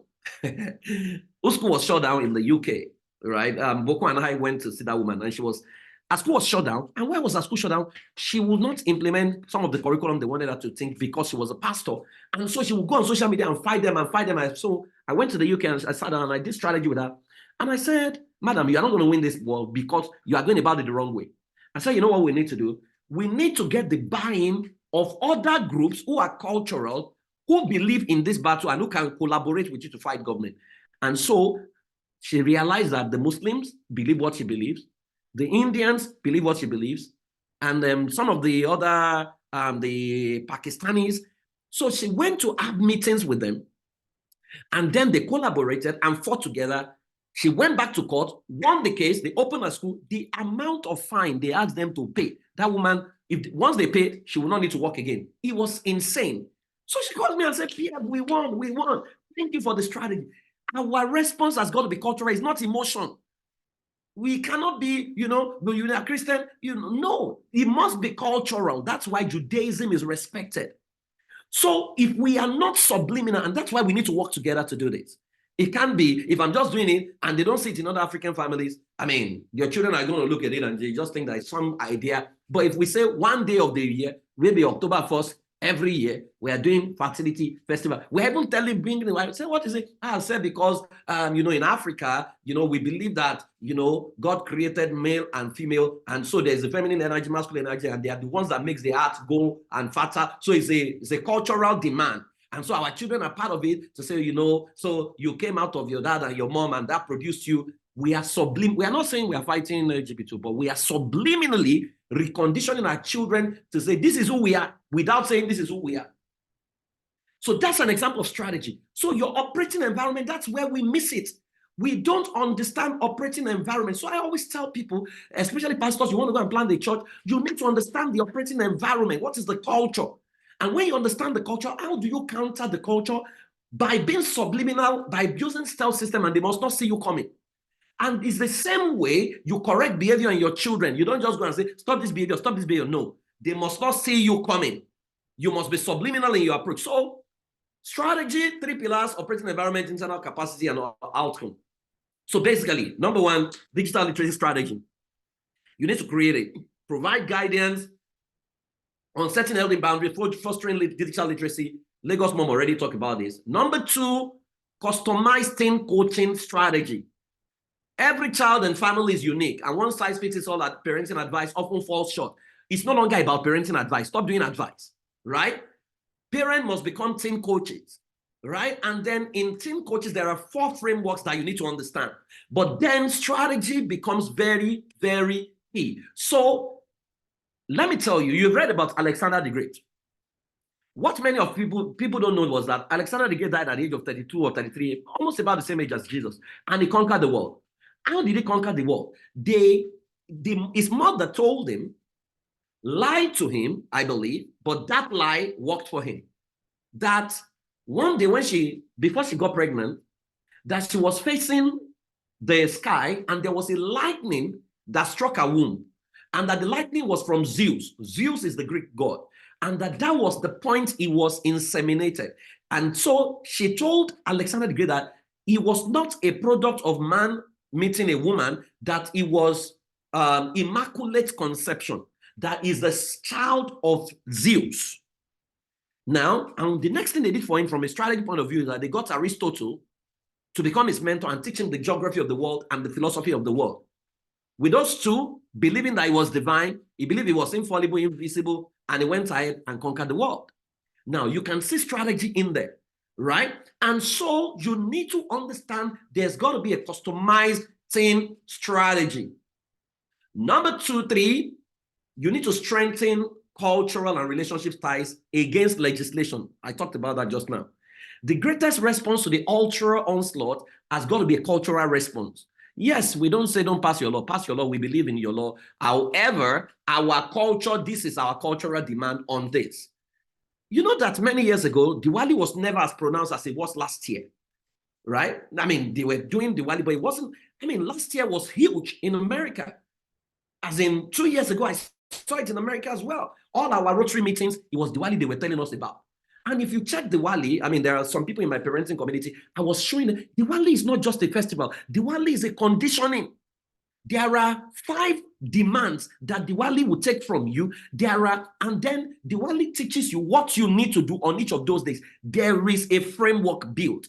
By the time a child goes through Diwali for 18 years of his life, he thinks he's celebrating the festival. No, he's not celebrating it. He's being conditioned. That's why it is not a coincidence that the Indians are the CEOs of many of the Fortune 100 companies. It's not, right? Because Indians believe in one concept called fraternity, which is brotherhood. And that's why they open doors for themselves. So we need to do that for ourselves. So we need to strengthen cultural ties. And that way, our children begin to watch over themselves. They understand our culture. They stand for our culture. That way, they are interacting with people who share similar culture, the African culture, with them, and then the rest is easy. Then number 4, empowering parents with confidence and personal wellness. That is for you. Many of us are stressed. The abundance of parenting information can be overwhelming, leading to confusion and self-doubt. So with everything we have said right now, don't hit yourself and think that, oh, I'm ill prepared. Hey, don't be agitated. No, you need to calm down. The first thing you want to do is personal wellness, which is assess your needs, right? What are the areas I am falling short right now? Be very brutally honest with yourself. Then set achievable goals to say self-care. How do I care for myself in a way that my response to my children is no longer toxic? It's no longer a shouting match. My response is no longer, as if I'm going to war with them. No, my response has got to be love. So how do I see what I see? You see, everything you're going to see in your teenagers is data, is your interpretation that makes the difference. Once you master interpretation, and interpretation is a function of your beliefs. What do you believe about this matter? Now, many of us, when we just see one thing, you just take that belief and then you act based on it. No. What are the other alternatives? What could be happening here? You must choose the belief that promotes your wellness and that doesn't compromise the authenticity of your child. Now, there's a framework and a process for this, which I can't share today, but personal wellness, starting from tomorrow. If all you can do, there's a lady on YouTube, her name is Leslie Sampson. She does walk aerobics. If all you can do every day is walk aerobics, join her, 15 minutes, you will sweat. There is what that does to you.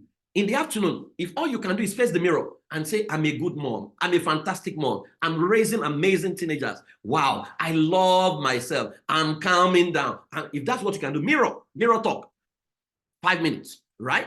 If in the evening, what you can do is just walk around where you live, observe the trees, observe the stars. I mean, simple exercise I tell people to do, attempt to count the stars every night.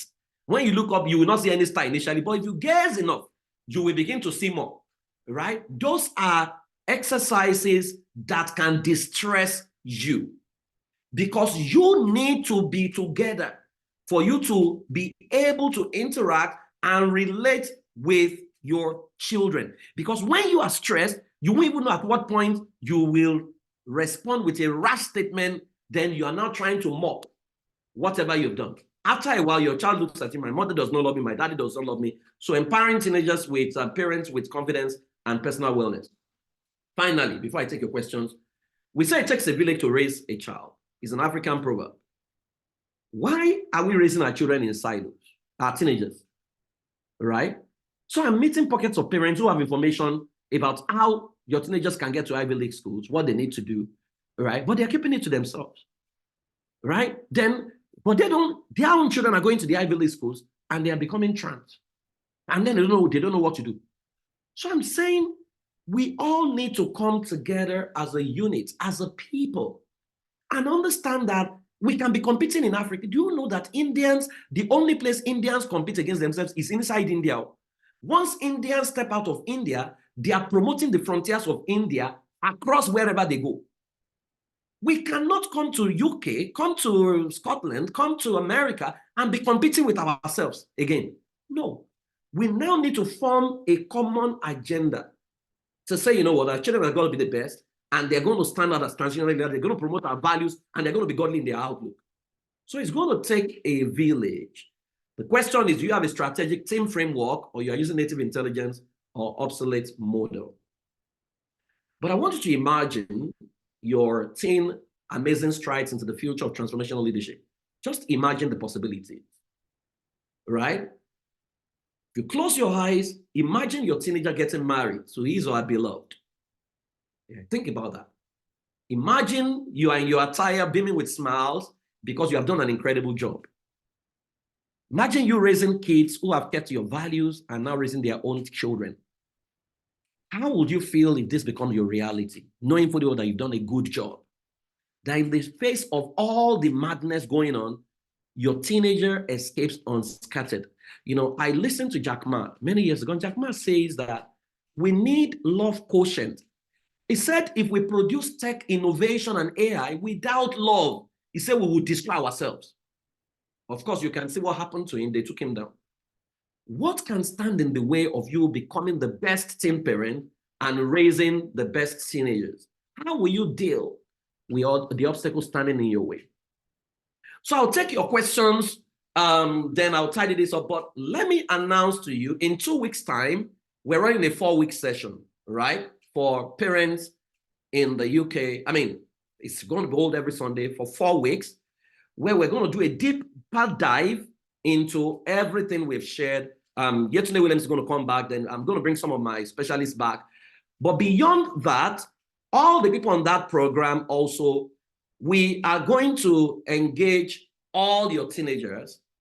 They are going to have their own separate session, one session where we're going to bring some of the tech leaders in America and the UK to engage them on, and these are values-driven people, on what they need to pay attention to. Then they will be able to ask questions, right, on that as well. But it's going to be for the parents, teen parents, it's going to be 4 weeks, every Sunday, about 2.5 hours. You're going to answer a lot of questions, create a framework. But at the end of the day, also, we're going to keep the community so that if you have any question on teen parenting, you're having a challenge, you can ask in the group and someone will respond to you. Or if you are trying to get your child into a school and you don't know how to, you can ask that question, someone will. But it's strictly for parents who have teenagers, right? It is a session, 4-week teen parenting session, teen community of parents, then there's also a 10-day breaking free from savior syndrome. Some parents have savior syndrome mentality. You can't take care of yourself, you're stressed. There's going to be a free breaking free from savior syndrome 10-day challenge, a 1-day mentoring with high-performing startup founders for your people. Well, it is a $200 class.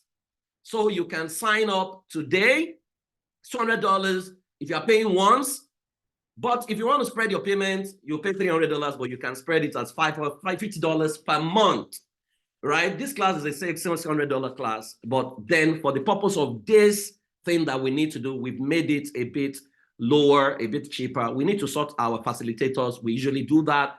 And that's why we would charge for it, right? And so you can click on the link on the chat box and sign up, right?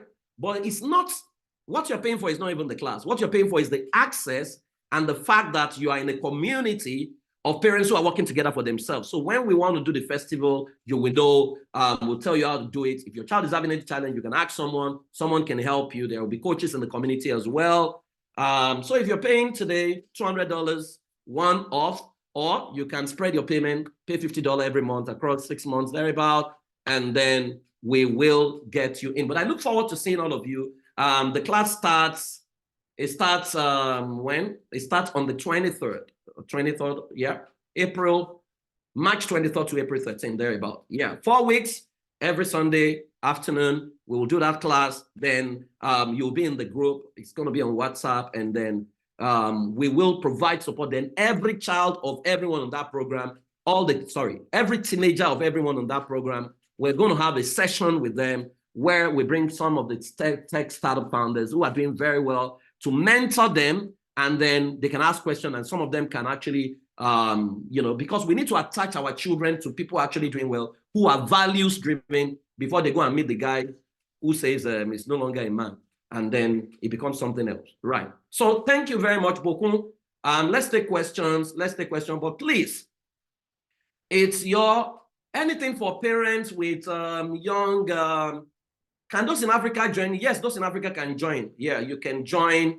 Mary Jane, you can put your phone number in there for those in Africa to reach you directly, because again, if you're not able to pay with your card from Africa, I don't know if you can pay with your card, But please, we are 304 on this call. Everyone should attempt to join that class. I know what I'm saying, and I know what I see when I sit with, and therapy is not cheap. I mean, it pains me when I won't do any job that's less than $2,000. That's the truth right now, because it's very, very intense and it can be very draining. And so I always tell parents, prevention is better than cure. You can spread your payment $50 across your 6 months, you have paid your $300, or just pay a one-off $200, and then we are set. So go ahead, sign up right now from wherever you're at, and then we will do that class. Lagos Mom will be back in one of the modules, and she's going to dig deep into some of the how to create a digital framework. But for me, it's the access, the fact that we have a community and we're working together, and then so you're going to learn scripts, coaching script. If your child has anxiety, this is the coaching script you need to use. If your child is having mild depression, this is the coaching script you need to use. If your child has this problem, this is the coaching script you need to use. You are going to have access to all those things during the program. Okay, Bokun, where are you at? Bokun, where is she? So that we can take 1 or 2 questions before we go tonight. But I hope this has been helpful. I hope this has been helpful. Will the program be valuable for parents of preteens? Yes. Yes, you had Lagos Mom. Can you extend the offer period? It's already evening here. Yeah. The offer is open. I mean, there are 2 offers. You either pay $200 once, or you spread your payments and pay $300. Yes. Bokun, where are you? If you have any question, please, you can raise your hand, or you can put it in the chat box and I will answer. Looks like Bokun is gone. Okay, so anybody with a question, please send the link, the WhatsApp group. Okay, yeah, they will send the link on the WhatsApp group. Anything for parents with young adults for 21 to 30. Yes, we are planning a young adult professional session for children within that age range, but it's going to hold in the summer. But if you have children who are planning to get married, if you have children of marriageable age, we have a class starting in July, which is Believers Premarital Course. We noticed that a lot of churches in North America don't actually have a standard family life team that prepares children for marriage, right? And so we're doing an 8-week intensive. If you get on our website, you can see the flyer. But for this one is teen parenting. So please go ahead, sign up. If you have any other question, you can raise your hand and I will answer. But let me tell you guys, there is nothing to be afraid of. We're going to do this together. We're going to push the envelope together. We are going to push the boundaries together, and then we're going to get results together, right? It's what we do. All we have is ourselves, and we have to provide support for one another. How do you handle a teenager that just deliberately enjoys overstepping boundaries? Again, if you have a teenager who's overstepping boundaries, I would like to run a personality assessment on that teenager. Most likely you are dealing with an intimidating owner or a creative convertible. Those are the 2 overstep boundaries, right? And there is a protocol to handling those ones, right? There's a protocol to handling those ones. But beyond the protocol, I would like to check what family systems do you have in place, right? What are your systems looking like in your family? So if you say it's overstepping boundaries, those rules and regulations is based on what? Is it based on your family vision and your family values? If those 2 are not in place, then what is the framework because the way our parents were punishing us, we don't know the law. We didn't know the law. They will just beat us for what we didn't understand. They will correct us for what they didn't teach us, right? Is that what you are doing? If that is what you are doing, then we need to start you up on creating your family vision, creating your family values. And that's where we need to start from. And it's not something, because if I would work with you on that, there's a whole lot we need to unpack. Okay, Estelle, you have a question? Yeah, so please. Yeah, good evening. Thank you so much for this opportunity to learn and grow more. My question would be, you just talked about creating family visions and mission and creating boundaries, putting strategy in place. Would that be in this course that you're suggesting, or would that be something else? Yeah. We are all our courses will have a shade of that. So I'm going to take that in this particular course, right? Of course, we have other courses like we have an ancestors group. Yeah, that's also there, but that is going to be part of what we're going to be learning here. Yeah. Because at the end of the 4 weeks, you will emerge with a clear framework and clear strategy on what you need to do. Then, but beyond that, even in the group, you are going to get some other resources that is even beyond the course. All right. Yeah. Okay, thank you. Is this course different from the parenting course I run? Yes, it's totally different. This is teen, strictly for teenagers, right? So we're doing the neuroscience of teen and all this kind of thing.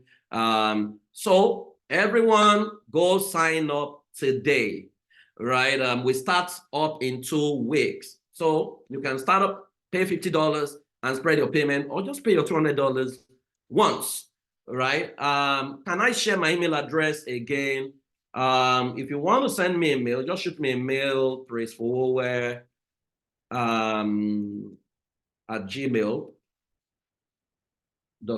So I always tell people that the courses are the cheapest way to reach me. My phone number is 817-881-7269. If you want to engage me one-on-one, it is not cheap. You can see all my prices on my website. It is not cheap, right? But I can get you a cheaper coach. I have coaches who will not cost you so much. But then let's meet on the course and you get a lot of things for free. You get a lot of clarity about so many things. And, you know, together we can actually push the button. And honestly, trust me, it's a very, very cheap bargain for you. At $200, very, very, very, very cheap for what you're going to learn. You will see it and you will thank me to say, hey, this is way, way, much more. Anyone who has taken our course will tell you. And that's why I don't know how to cajole you and say, you know, this will happen. But then think of the community you belong to, of other parents who are parenting their teens, and then you have a challenge and someone can answer you and someone can respond to you. So see that you are paying for access much more than the cost, because we're going to keep the group beyond the cost, and then we're going to be doing some other special sessions, you know, which is at no additional cost to you. Yeah, so someone's very reasonable for the value. So please, who is joining me in class? Can you type I? Let me see you. Let me see all the people are coming in. All the people are coming in. Can we come do this course as a family? Yes, you are. Is there a way you can pay in Naira? Please talk to Mary Jane if you want to pay in Naira. You can WhatsApp her. Okay, good. Looks like we have all of you coming in. Let me see you in that class. And then trust me, you don't know the surprises that await you, and you don't know what you are going to get. It's way, way, way beyond what you're ever going to pay for. So I want to appreciate all of you. Go sign up. Lagos Mom will be back. Some of my other friends are going to join us in that class. And then we will transform our world together. Whether you're in the UK or you're in North America, if you're in New York area, I'm coming to do some seminars in Newark. That's in New Jersey, first week in April. If you're in the UK, Europe, I'm with you third and fourth week in April. If you're in Africa, I'm with you all through May and then early June. And then we're back to America. If you are in North Carolina, I'm there sometimes in June as well, right? Do I do this for churches? Yes, I do. In fact, we do a lot for churches. We do systems audits. We do classes for churches together and all kinds of things. Yes, we do all that. Yeah, the problem is that by the time we charge, they say, your bill is too much. Right. Yeah, I'll be physically in Africa I'm not doing any class, so I'm coming for something else. But I'll be physically in Africa in May. I'll be in Africa from May 11 to about June 12. Yeah, so like 4 weeks or 5 weeks thereabout. Thank you everyone for joining us. Please, let's know that. Guys, let me say this. And I say it all the time. So I do a lot of intensive studies and research. One of the things I was researching when I first got to America, started researching the population census documents, and I was looking at what will happen in America in 2056. And I saw a part of the document that says that in 2056, 1 in every 4 Americans will be children of immigrants. I mean, and that they will command a whole lot of things. However, there's a part that says, however, power will still be retained with the whites in there, right? And so immediately we started building systems. I mean, in America right now, we have a smaller group, and part of the systems we're building right now, we have a small group of people that are coming together right now. And because if you don't plan your retirement as a group, if you are waiting on 401k and all those things, you're just going to run in trouble. So now we're putting resources together every month. We're creating all kinds of community to say, you know, every month we put some money and we invest strictly in real estate. right? So we're building all kinds of systems. We have a system of ancestors. Early in the year, they did the Festival of Light. And so teenagers, we have teenagers. Let's create a community. And there is a whole lot happening that we are not trained to see as Africans because systems intelligence is not natural with us. And so we literally need to say it. I mean, the people in the ancestors forum, I was showing them these 11 power centers that exist in every first world country and every third world country. A lot of them were hearing it for the first time. And how to position your family in any of those things, right? And where not to position your family. There is a lot that we need to know, a whole lot. So I'm going to appeal to you, guys, don't attempt to go alone, right? Because if you go alone and you think you are okay, a day you come, you will need a community. What's going to happen, right? And so our children are endangered species, and we need to help them understand what, I mean, I'm so looking forward to the session with all the teenagers. I've spoken to a few of the startup heads who are going to mentor them, right, to share with them their journey and what they need to pay attention to as African young people. That's what Indians have that we don't have. We can't keep complaining. We need to create it. If our government has failed us in Africa, we must not fail ourselves in the diaspora here. So I look forward to seeing you in class, and then we'll take it up from there. Thank you, everyone, for showing up. I celebrate you, and I love you all. Have a fantastic, fantastic evening. Bye-bye. Yeah, the video recording is available. I think it's available on YouTube. If you check my YouTube page, I think they stream it on YouTube. All right. So I look forward to seeing you in class exactly 2 weeks from now. Bye-bye. Thank you so much. Thank you.